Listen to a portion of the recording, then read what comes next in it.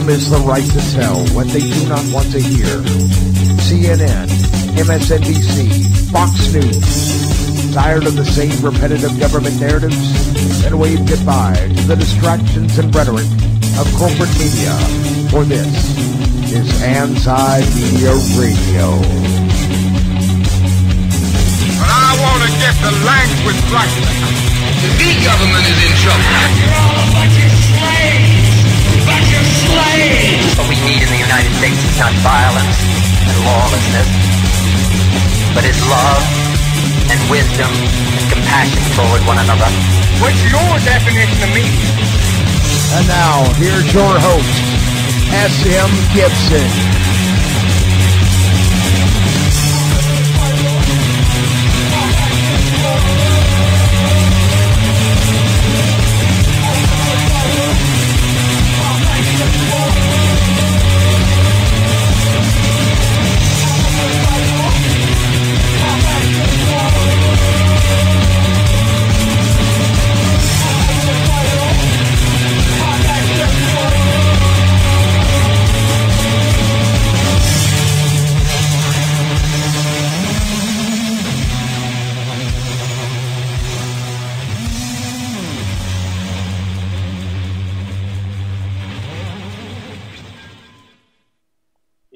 April the 14th, 2015, and you know what that means tomorrow is. Everyone's favorite day of the year, the day where the government gets to extort your hard-earned money, but that's, the price you pay when you live in the land of the free.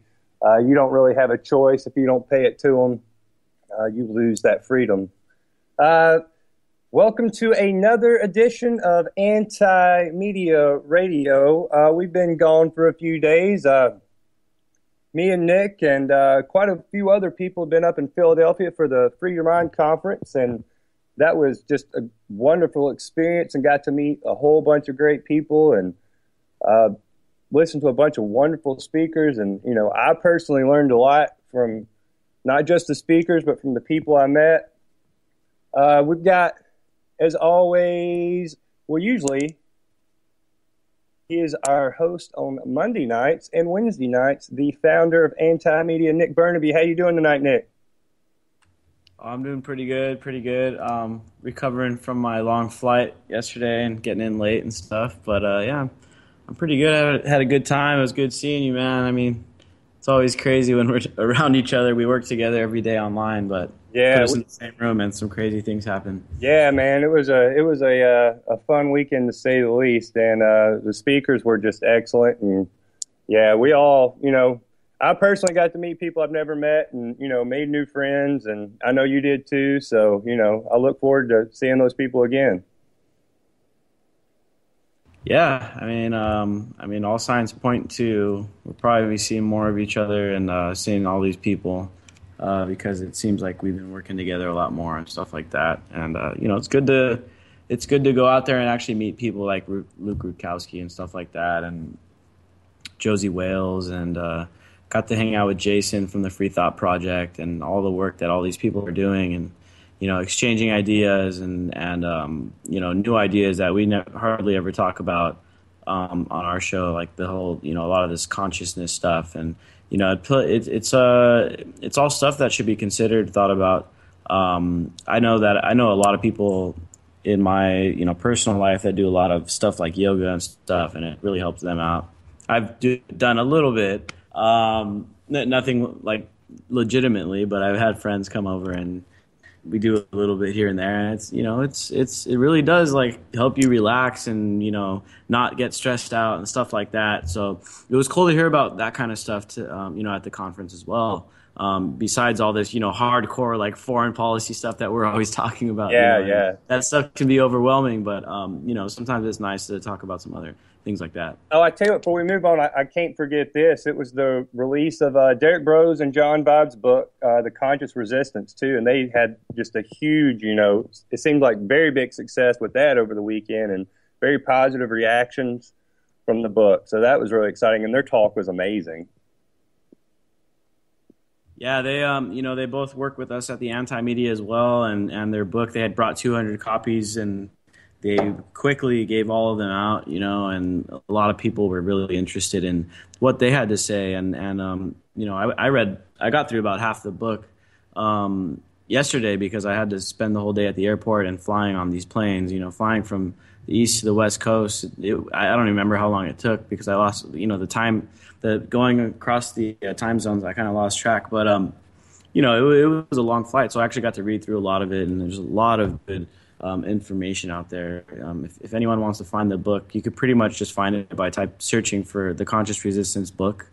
It's got kind of a long title, but if you type that in, you'll be able to find it. Yeah, and we've actually got a couple of links to it, too, on our Twitter account at TheAntiMedia1 as well. So you'll be able to find a link to the book on there. Nice. And you can either download it for free via like PDF, or you could, I think you can get the book for like a really small charge, which is basically for shipping, to get a hold of this thing and check out these ideas. They're very cutting edge.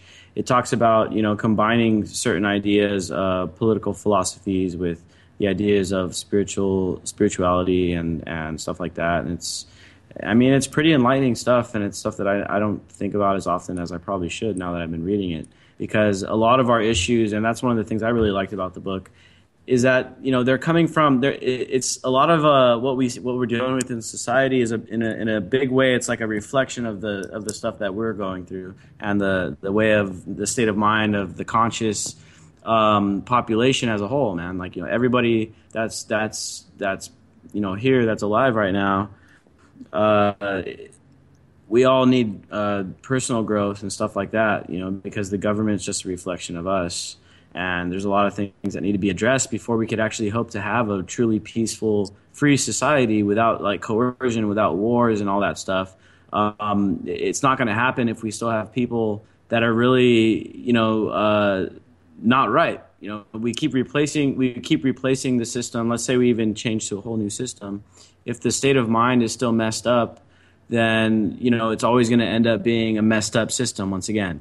And I think that's what's really big about that book, is it talks about that, because I think we got to deal with a lot of stuff, and people got to figure out how to treat people, and how kids are being brainwashed and treated wrongly, and because kids get indirectly abused by their parents many times, and the parents don't even know it's happening. They don't realize the reaction that some things can do, and then the schools, and so without having this intellectual evolution, and the younger generation, the kids actually get to experience it. If that doesn't happen, then these kids aren't going to grow up and really want to change stuff. We can't wait until people are adults to try to tell them, maybe there's something not right. It's got to, maybe there's a better way of doing things. It's got to go back to it's got to go all the way through, and it's going to take a while for it to happen. But I think this book will get us on the right track, and in many ways it'll help this movement move forward as far as trying to expand our freedoms and trying to live in a more peaceful way and more in balance with nature and with ourselves and with our relationships and all that stuff. It's all tied in together, and it brings it home. That's what this book does. It brings that idea home. Absolutely, and you just nailed it on the head too, because what we need is an evolution.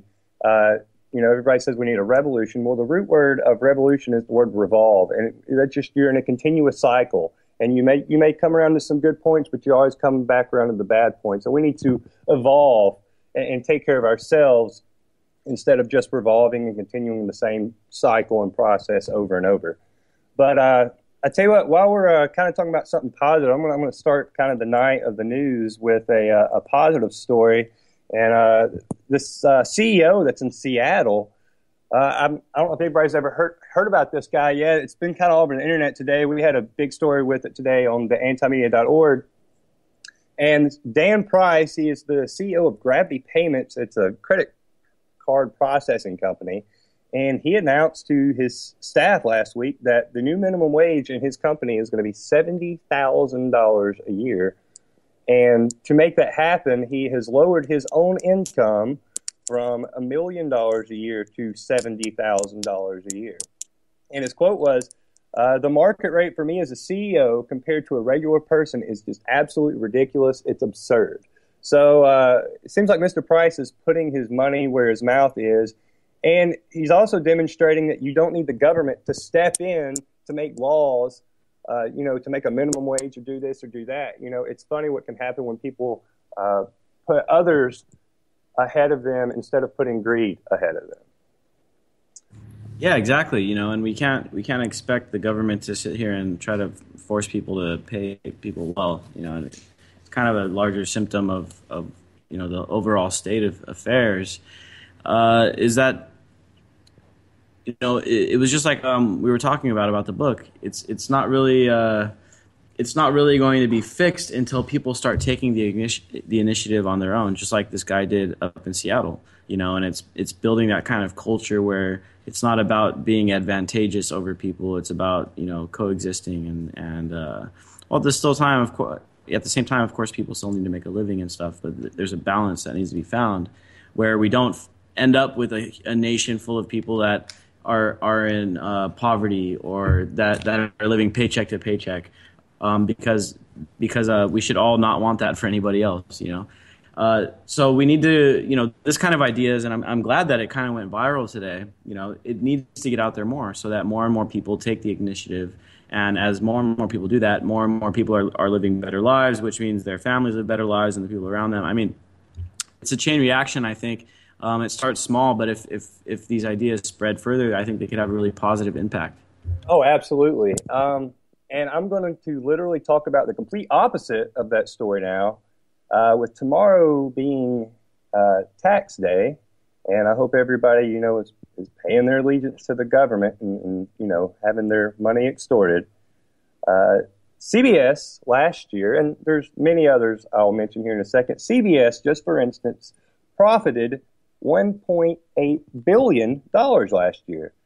Do you want to know how much they paid in taxes, Nick? Are you curious? Drum roll. They got... Yeah, give me an idea. I'm guessing $100 million. Oh no, they actually got back. They got back $235 million. So they got a refund on their $1.8 billion profit. They got a refund of $235 million. That's what happened when you do the government's bidding, right? Oh yeah, and we've got all kinds of them here. General Electric made $5.8 billion. They did pay, but they paid $51 million, but that was a tax rate of 0.9%. 0.9%. So not even 1%. Mattel, the toy company, profited $268 million. They got back a refund of $46 million. Pacific Gas and Electric made $1.8 billion, and they got a refund of $84 million. But I tell you what, I'm going to go ahead and go to a caller right now, area code 814. Welcome to Anti-Media Radio. Tell us your name and where you're calling from. Well, it's Phil. I'm from Pittsburgh. A little bit about myself. I'm an actor. I was on a TV show. It was for some kids. It was basically like it was a talk show. The whole premise was that it was based on kids' opinion and that it was 100% kid-made, which was totally bullshit. It was 110% scripted. Everything was run by some fucking corporate schmuck with a little piece of pen and paper. Started saying some things they didn't want me to say.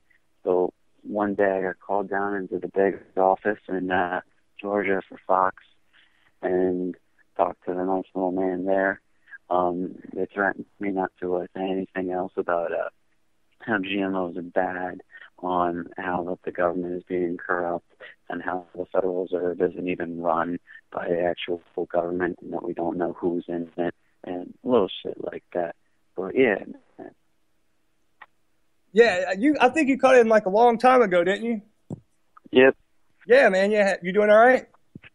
Yeah, it's been a while. I've been freaking busy with everything. Fantastic. So you definitely had some experience on the negative side of the media. Yeah, man, it's all bullshit. I just can't stand that, man. So what's on your mind tonight? Just like how are we able to stop it from people becoming drones of the society? How are we able to make them see the light, the metaphorical light? How are we able to make them see what's going on? Well, I think Nick was kind of hitting on it earlier. I think it's it's kind of what we were talking about. What happened over the weekend up in Philadelphia? Just people come together, and it's a conscious resistance, and it's something that I think is an internal thing, and it's something that we have to change within ourselves. And then first set an example. Would you not agree with that, Nick? Yeah, man.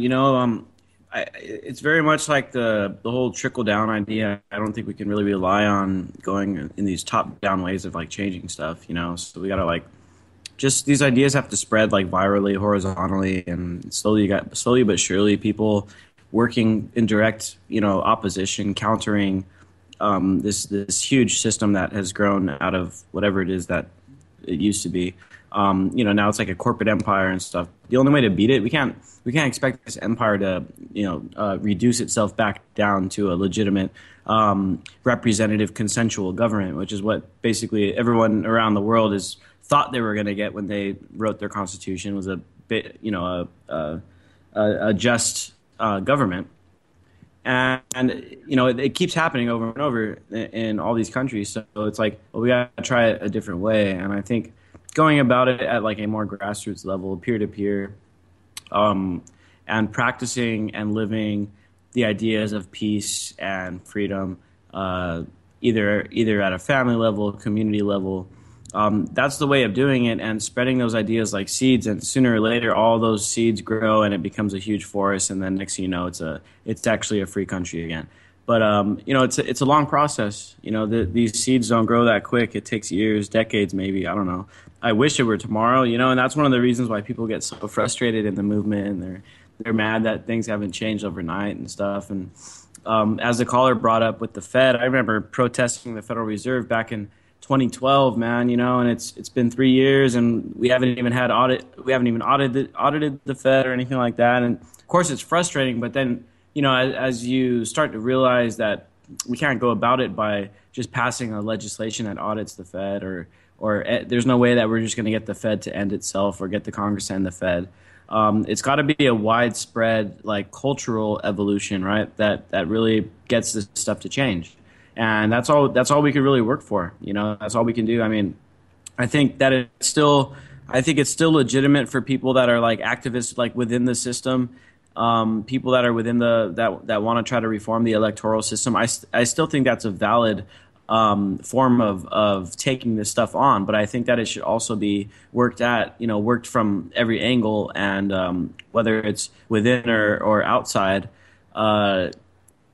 Everything needs to be pursued so that we can just keep these waves of consciousness, of awareness, keep them going, and sooner or later it just keeps building, and then we'll get there, sooner or later. I mean, hopefully it's within our lifetimes, but if anything, we got to get the kids. The kids have to be the ones that really push this thing over, push it to the brink and really get some things happening.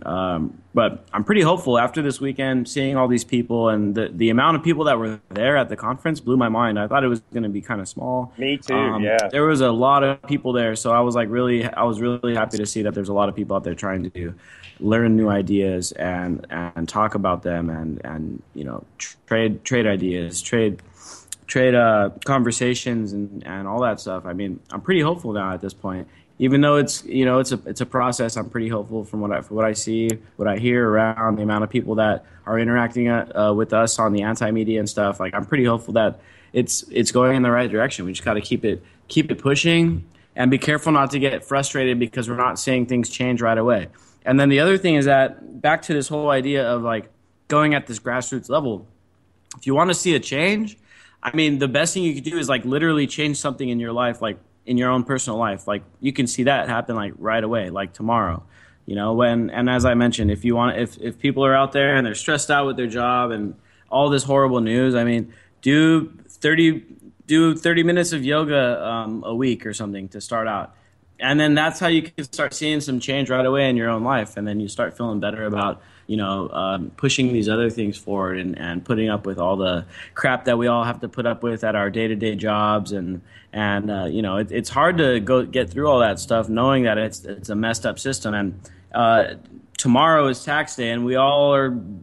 I mean, most people listening to this show are probably reluctant to pay their taxes, whether for economic reasons or for ethical reasons. I know I'm fiercely opposed to taxes because the taxes are used to go bomb people and blow people up.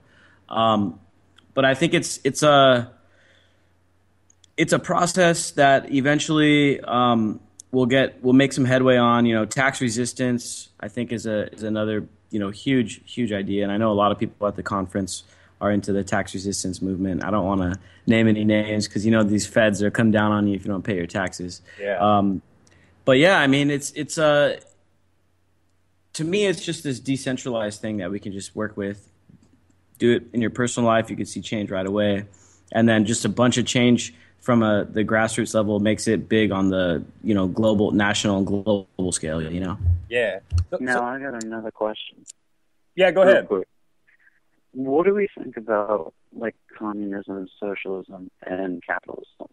Currently in my history classes, the teacher that we have absolutely just trashes on socialism and communism, just straight on trashes. And me and her are getting pretty much debates in freaking class about how the perks of socialism, the perks of communism, and the downfalls to capitalism, and that the society for capitalism is based on materialistic ideology, that you need more, that you need to buy things, that you need this and you need that, when the whole idea is not to do that. What do you guys think about this? I tell you, just your input. Personally, I think every system has its positive values, and I think every system has its negative values. And when you really you can talk about capitalism, you can talk about socialism, you can talk about communism.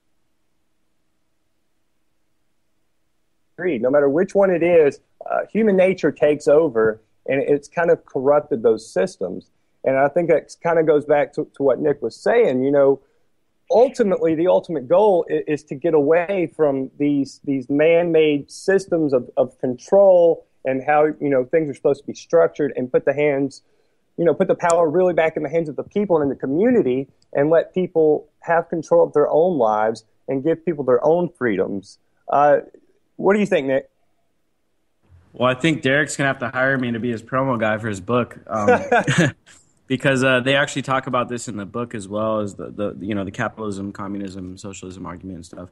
The thing is that on paper, all of those ideas actually sound really good. It's like, capitalism is going to create the most prosperous society because people are going to compete for market space, and it's going to cause innovation, and it's going to cause a bunch of people to make money, middle class, et cetera, et cetera. And then in socialism, they basically say something in a similar way, where it's like we're all going to work for the better good, and we're all going to share in the resources, and everyone's going to have health care, everyone's going to have the basic necessities. Communism is basically that same idea taken a little further or whatever. But, all of that stuff is on paper, but in practice, all of those ideas have basically been a failure. So you talk about the USSR, you talk about capitalist America, talk about, all of these countries that have, risen and fallen. Now we're in the process of our deconstruction right now. Obviously, China has its pitfalls and its horrible human rights abuses, the USSR and all the crazy stuff that happened there, and all of these ideas, in theory are great, but when you put them in, you apply them in real life, they're pretty messed up. So I can't really, I wouldn't really be able to defend any of them because you can't really define something based on its theory or on its philosophy. You got to really base it on, okay, well, that's a great philosophy, that's a great theory, but now let's put it in action and let's see how it works. And all of them have been a failure, and that's why I think it's so important that we try out something new. Monarchy has been probably the most prevailing political ideology, at least as far as the length of time that it's been in use. We've been having monarchs since, several thousand years, maybe 5,000 years or more. And that's obviously been a bad idea. And so the whole idea of democracy and representative government, that was born out of the idea that, monarchy is complete shit, right? So monarchy is horrible. Let's make a representative democracy instead. And so out of representative democracy grew those ideas of capitalism and socialism and communism and stuff like that.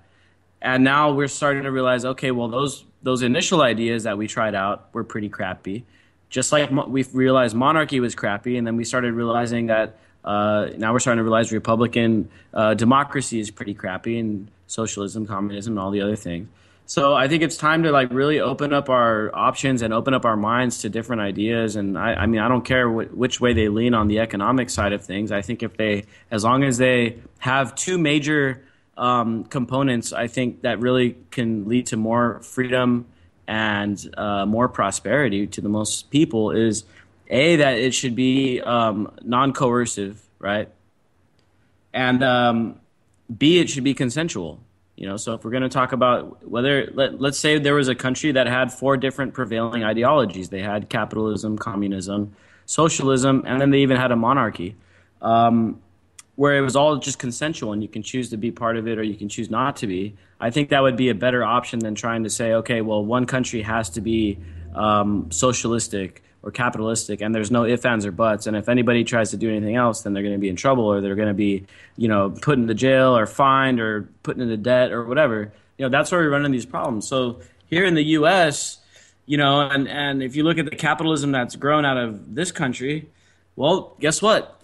You don't have the freedom to be homeless, basically, in the U.S. You get tickets, you get criminalized here in San Diego. I mean, I think it's all of California, but I know here for sure in San Diego, there's basically no restrooms for the homeless to use because the businesses don't allow them to use them. They haven't really made any for them to, publicly to use.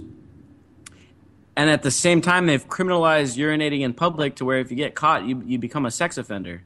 So you basically here in the U.S., if you're homeless, which means you're not participating in the capitalism side of things, really, well, then it's completely illegal, and you're basically thrown into jail, possibly, and you're basically what I consider, in ways, a political prisoner because you're refusing to participate.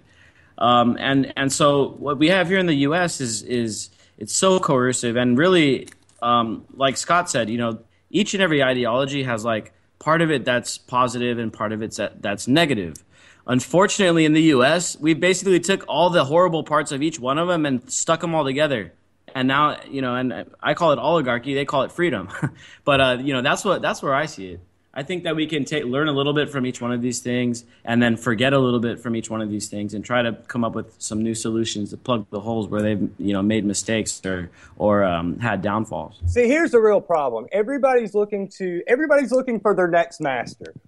They're looking around this corner for their next master, the next person to lead them, whether it's going to be a president or a king or a prime minister. Nobody can take responsibility for themselves. And that's what's really the problem here. Nobody wants to say, okay, I can manage my own life. Everybody wants to say, who can lead me? Who can tell me what to do? I want this person to tell me what to do. Why does anybody have to tell you what to do? Why can't you take responsibility for yourself and do the right thing for your life? But thank you so much for calling in tonight, man. Oh, you're welcome, man. Anytime. All right, you have a good one. All right, we've got another caller on the line. Welcome to Anti-Media Radio. Tell us your name and where you're calling from. Hey, I'm Kelvin Jones. What are you guys doing? Kelvin, how you doing, man? All right. You guys always have interesting conversation. I just wanted to get you guys' opinion on the Walter Scott shooting right now. I just wanted, I don't know, it just interested me to hear what you guys have to actually say about that. I think this guy's going to get made an example of, honestly, and they're going to try to make it look like and say, oh, yeah, see, we got this one murderer, we got this one killer, so we're not so bad. And they're going to try to use it to blanket all their other sins. Nick, what do you think about that? This the cop that shot the guy in the back? Yeah, in South Carolina 8 times and then put the taser next to him. Yeah. Man, I don't even know, man. I couldn't believe what that guy did. And then the fact that he just completely lied about it. I mean, we know the cops are always lying and stuff. But... What did you hear about the police union? Okay, so at first, I don't know if everybody out there is familiar with this. I'm sure you probably are. The police union lawyer was representing it first. And then all of a sudden, first they're saying, okay, the cop didn't do anything wrong, blah, blah, blah. Video comes out. The lawyer drops the case. And now the police union is saying, this guy was never in the police union. What are you talking about? He's not one of us. So even the unions turn their back on this guy, and they're going to, he's going to get what he deserves more than likely for, chances are to make an example. But I think it's really more of a big show than it is anything to do with justice. Well, this is another question I have for you guys then. Do you think, let's say if the video never came out, would anybody have believed it? Nope. I don't think so. Not a single person. I think that. Oh, no. If the video would have came out, I mean, if the video didn't come out, no way. The cop would have never got in trouble. Well, did you read? Did y'all read any of the stories that were published before the video came out? It was like nothing happened. They were defending the cop, saying, "Well, the cop radioed in, and immediately he tried to grab my taser. It was justified." And the story, the news outlets were acting like it was no big deal. I mean, I don't think anything would have happened to him without that video. Nothing. Dead men can't tell tales, and luckily there was a guy standing behind a bush with a cell phone. So, yeah, and then there was a. Go ahead, Kelvin. No, I just feel it's a shame because this is my thing as a black male. I will say this. You shouldn't get behind every story just like, oh, he's a white officer, he's a black policeman. People shouldn't even look at it. It should be like how cops in general, period, get away with things. Oh, yeah. Just in general, like they get away with things and just make up stories and they have each other's backs no matter what. And that goes back to having masters, When you're power hungry, they don't care what color your skin is. They just care who they can control and dominate. It's true. It's very true. I don't know. I just want to know you guys' opinions on it. It was interesting hearing you guys' opinions, and keep up the good work. I enjoy listening to you guys and just keep it up, man. Well, I appreciate it, Kelvin. You have a good night. All right, you too. All right, area code 818. Welcome to Anti-Media Radio. Tell us your name and where you're calling from.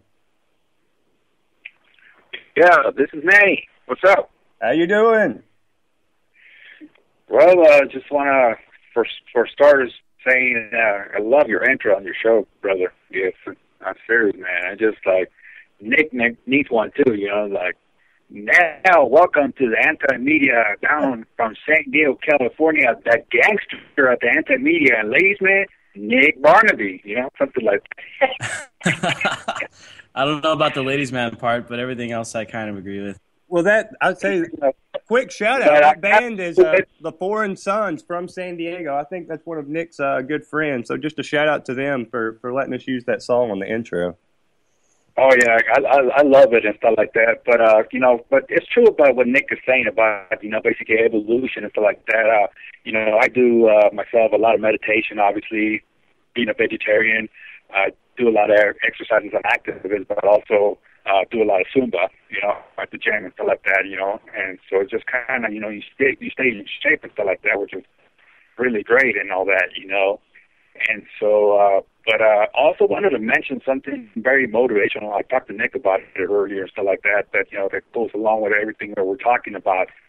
I'll tell you what got me fired up right now that really has a meaning, and I wish we would do it from San Diego all the way to Sacramento down here. That march that started in New York and it's going to Washington. I mean, that just fired me up, seriously. It's just amazing. I hope they pick up some numbers on the way too. That'd be awesome if it got to Washington and it was hundreds of thousands of people. I mean, that'd be crazy. Yeah, exactly. I think they have a potential of picking up people seriously and all that, and so, I can't wait for SM Gibson to come down here to the border so that we can do something. I'm waiting for that moment. So. Tear down this wall. It's going to happen, I'm telling you. Yeah. Going to get that Reagan mask, and I'm just going to stand at that wall. Tear it down. And you know what, man? This police brutality stuff, and that's what that march is about. It's just not stopping. Another, as the caller just mentioned, that guy got completely gunned down, shot in the back. Cop lied about it, tried to cover it up.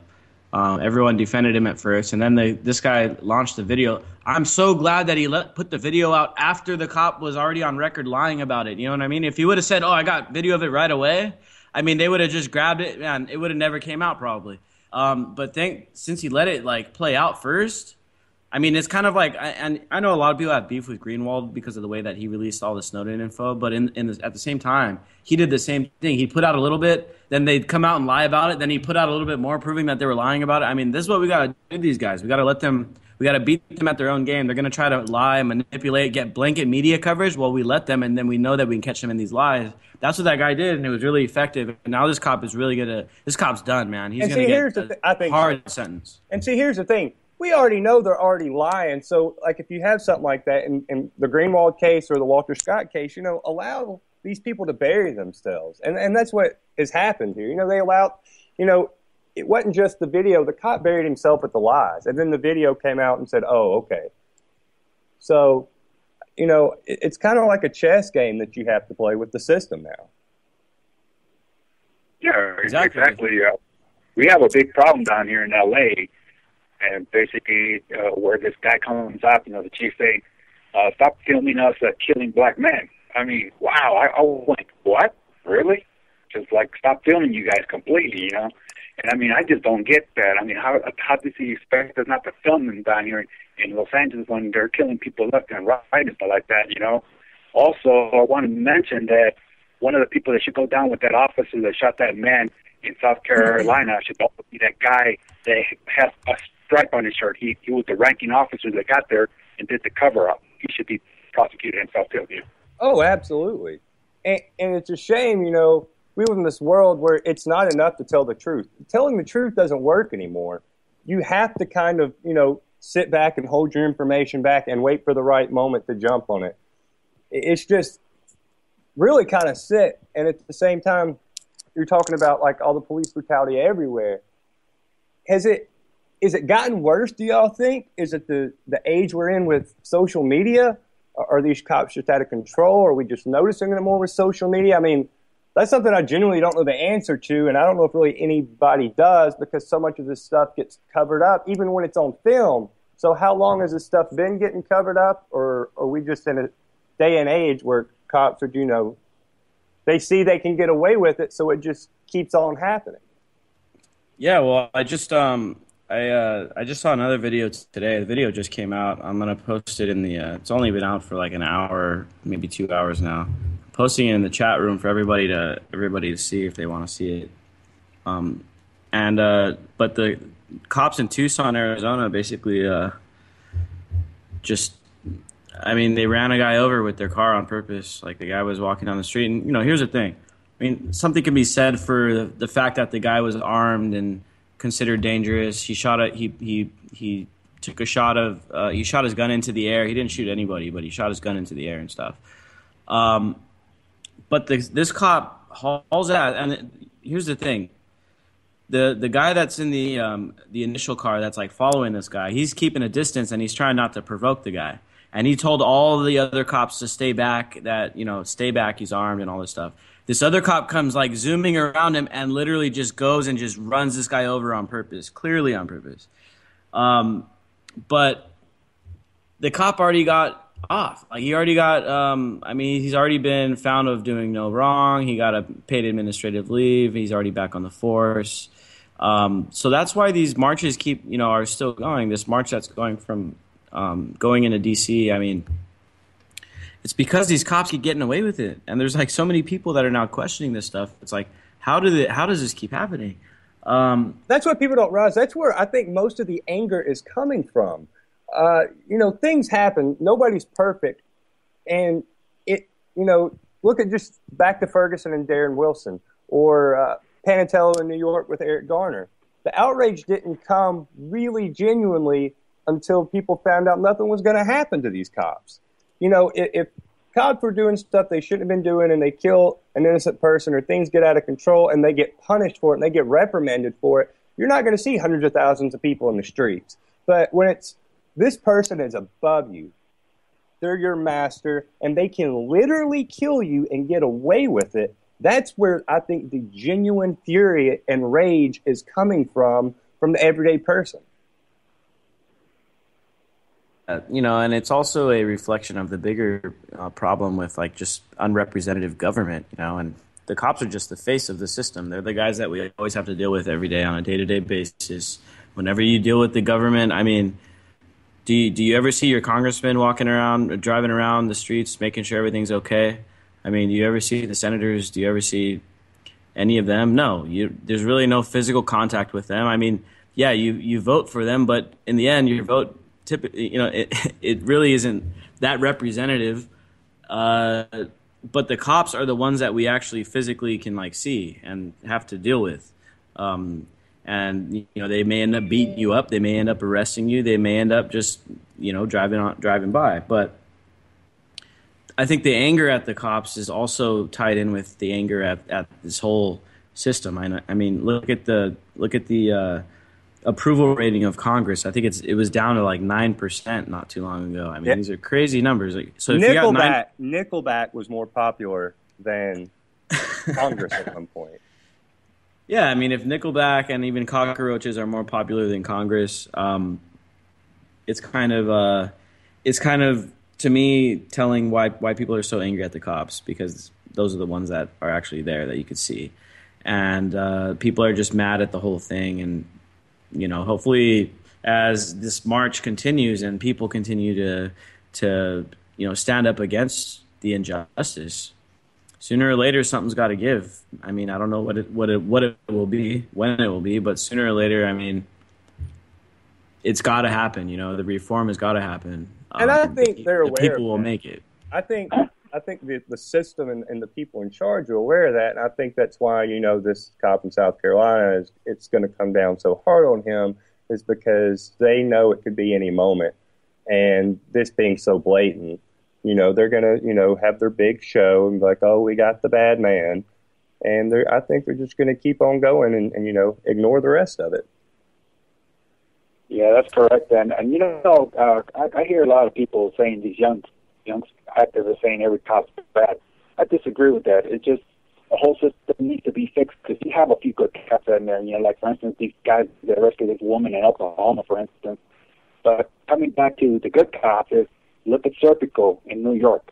Serpico was set up for his own people. They said, oh, this guy's ratting on us, man. Let's shoot him down, and set him up and almost shot him down, actually. Luckily that somewhere along the line it didn't happen, But, I mean, a good cop gets reprimanded by his own department if he does something good, and that's where the system needs to be fixed. It has to take care of those bad cops, and it's got to take care of those good cops. Hey, you know what? Thank you for letting us know that this guy just shot somebody in the back, and stuff like that. We need to kind of, be aware of stuff like that, because it just blows me away. Right now, one of the things that has been blowing me away, luckily, that NBC helicopter, my former studio, happened to be flying over San Bernardino and caught this poor guy getting beat up, and these cops down here in San Bernardino County are on suspension and stuff like that, I mean, that's appalling. I mean, everybody just jumped on him and kept on beating him. I thought they were going to kill him. When I saw that tape time after time after time, I thought they were actually going to kill him, Yeah, man, I couldn't believe that they were taking some guy off of a horse and then just beating the hell out of him. That was insane. And they really they kicked that guy in the nuts like so hard. I couldn't believe it. When I saw that, I cringed. I was just like, wow, that's just insane. But I mean, it's kind of like, if you think about it, Dorner was like a good cop at first, and he was like trying to blow the whistle on his training partner that had used extreme force on somebody that during his training, and he tried to tell the department about it, and then all of a sudden they all turned on him and they started accusing him of all kinds of stuff. I mean, yeah, it's that thin blue line, right? And if you cross it, then you got bad things happen to you, and that's why so few cops, even the good people, the intelligent people that actually have a conscience, that are working in those police stations, they want to do something maybe, but they know if they do, they're going to be ostracized, And so it's kind of like, once you're a cop and once you become aware of the corruption and all that stuff, it's basically a lose-lose situation, whether you go against it or just continue doing it. And listen, for the people that think that that's just like, that's so rare and that doesn't really happen and that doesn't represent the system and they're not really holding these good cops back, look at Edward Snowden. He came out and did the right thing, and now he's not even allowed in this country, and they want to try him with treason. And that's just, a really big example of exactly what you're saying. if a good cop, tries to blow a whistle on a bad cop, they don't look favorably on the good cop. They reward the bad cop because they're all part of the system, and they just want to keep doing what they do. And I feel bad for a lot of these officers because they're just pawns in a much, much, much bigger game. Yeah, man, and then they encourage the cops to be corrupt, because then you could use the corruption to blackmail them later on if they ever do step out of line. You really want to say that to the news?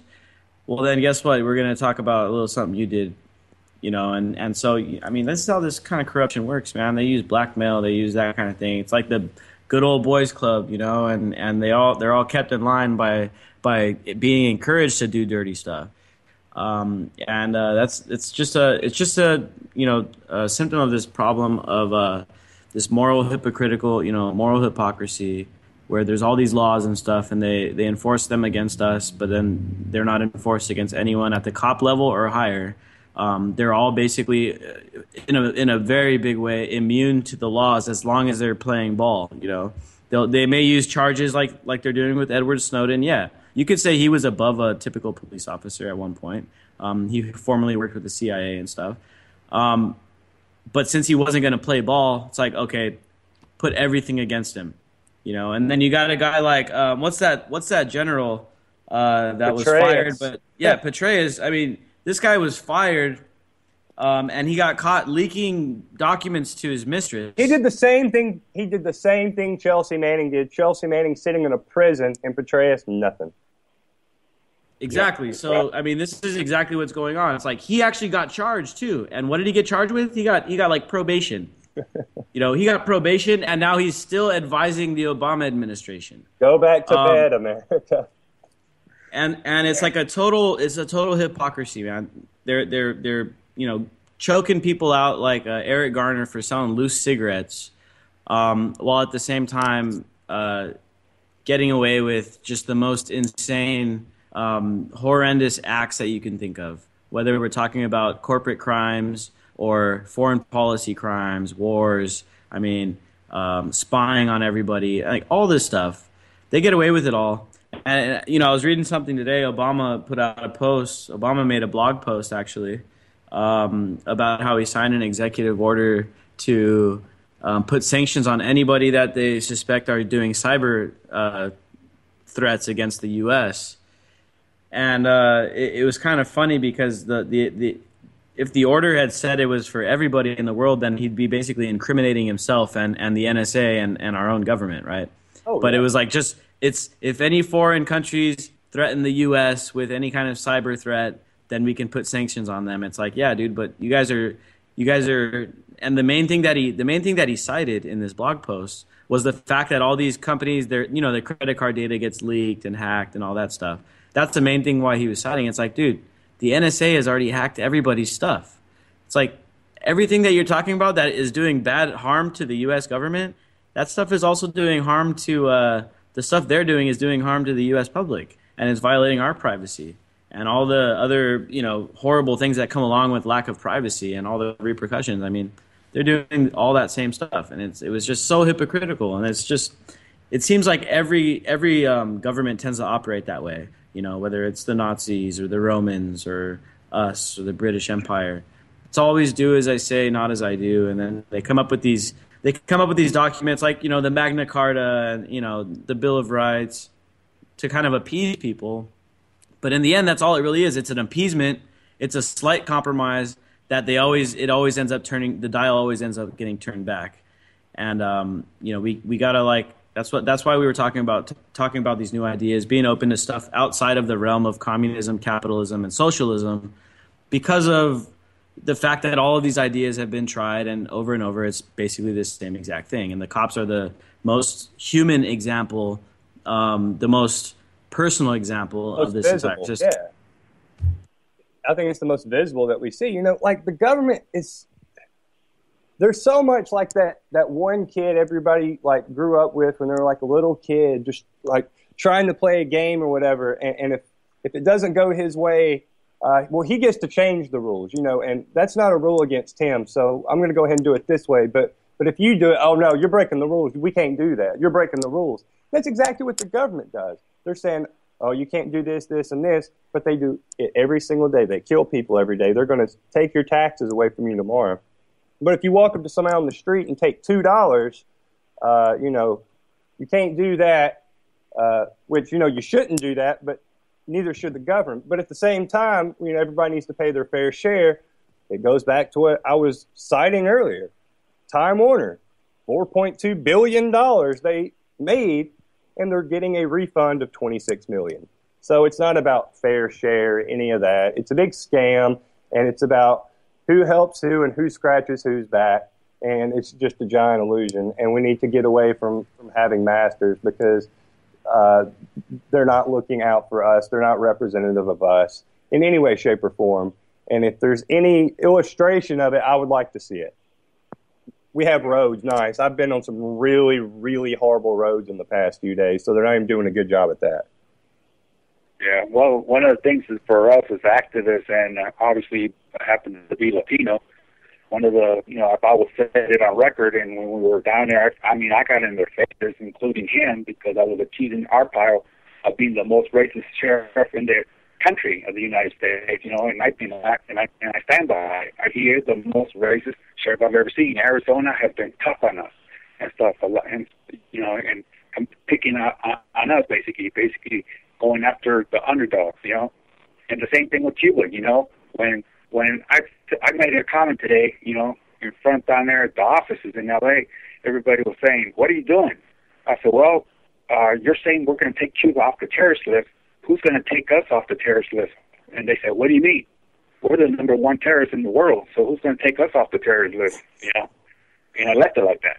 I'm sure that went over really, really well. Oh, yeah, it really did. But, everything is like so much an illusion, and people don't realize that. Like earlier, I do it every week, and I don't know why I do. I just really, really enjoy making myself furious. But I had on Fox News earlier, and Sean Hannity he was talking about Hillary Clinton or something stupid. I don't know, whatever he was saying. But he had like the audacity to say, well, today, this is what the mainstream media was reporting about Hillary Clinton. It's like, do you realize who you work for? And like 5 minutes after that, they have Karl Rove on there, and he's trying to talk bad about her or whatever, and he's like, 60% of Americans say that they don't believe that Hillary will say anything she has to get elected. This is coming from Karl Rove, and he's trying to say, well, she'll just say anything to get elected. It's like, do you remember the Iraq War about saying anything to get anything done? And that's the illusion. I mean, it really is 1984 and this doublespeak kind of thing. Yeah, man.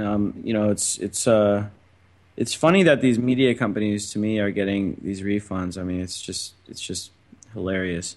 The thing that's even funnier is that Fox News is trying to act like it's not mainstream media. That just tells you that mainstream media has become such a bad, horrible thing that even the mainstream media is trying to not call itself the same. I mean, it's crazy. Yeah. Okay. Now, here's like these 15 corporations. Real quick, some of these I get, like Time Warner, General Electric, CBS. It kind of makes sense, the Pacific Gas and Electric, Priceline.com, $73 million, and they're getting $9 million refund. Like, I don't understand that one. Prudential Financial, that makes sense. Qualcomm, that makes sense. Xerox, they made $629, they're getting $16 million refund. That doesn't make sense. Mattel, I still don't get, why is Mattel, like, how is Mattel Toys in bed?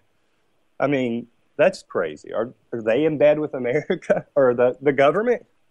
They just use really creative, I guess, in quotations, investment tactics, and that's what they do. And they use various ways to shield it. And you got to keep in mind, right? So the whole problem is that these corporations are the ones that created the tax code. It's like they don't create new tax code to benefit Americans, obviously, because the poorest people pay the highest percentage of their income to the government. Yeah, they may pay less of a percentage of the whole. But let's face it, the taxation system is highly, highly regressive, right? And so if you're in that top, maybe, I don't know, 5 to 10% of businesses and stuff like that, you basically pay nothing or you get a bunch back. GE was the most famous because they got like billions of dollars back, right? Okay, no, GE actually, they did actually pay a little bit. They're paying $51 million, but they made $5.8 billion, and that was the one their tax rate is 0.9. But Mattel's, their tax rate is negative 17.3%. CBS, their tax rate negative 13.1%. Several years back, GE got a several $billion tax refund. I remember that from a few years ago. Yeah. But yeah, I mean, it's just they target the richest people to prove your make point, the tax real code. quick. Over from 2010 to 2014, GE profited $33.5 billion.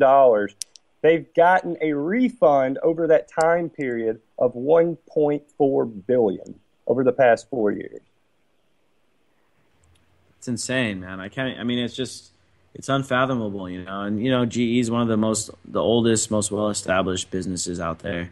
They employ something like 1,000 people in their tax department, I think it was.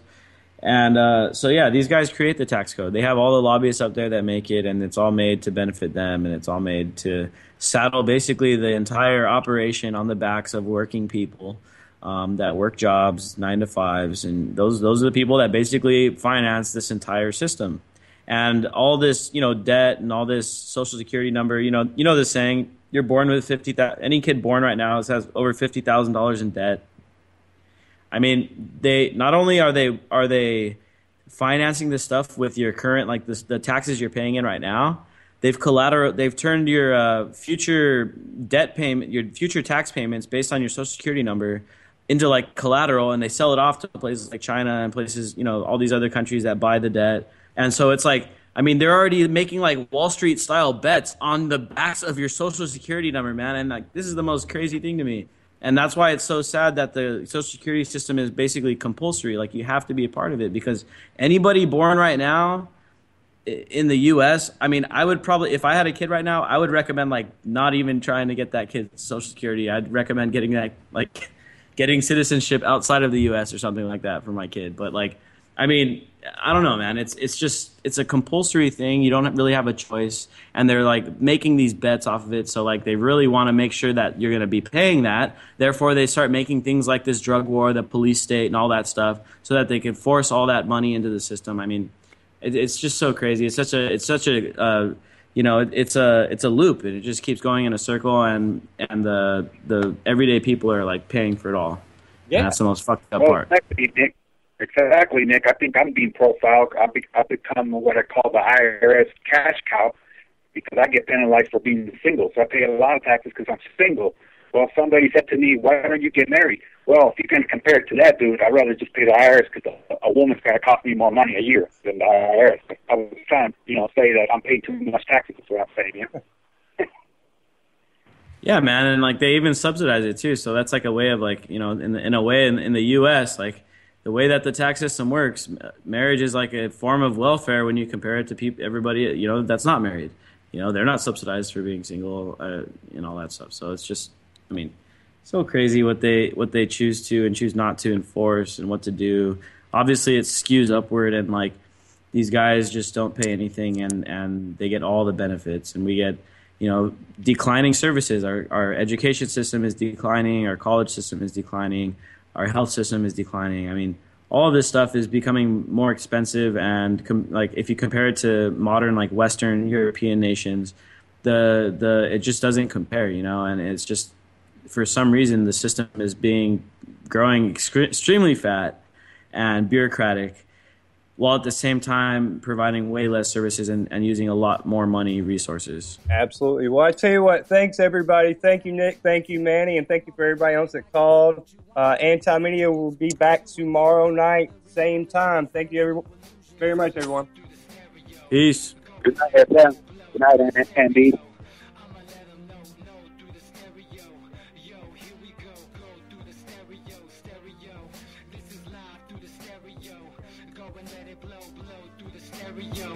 I'ma let them know through the stereo. Yo, here we go through the stereo.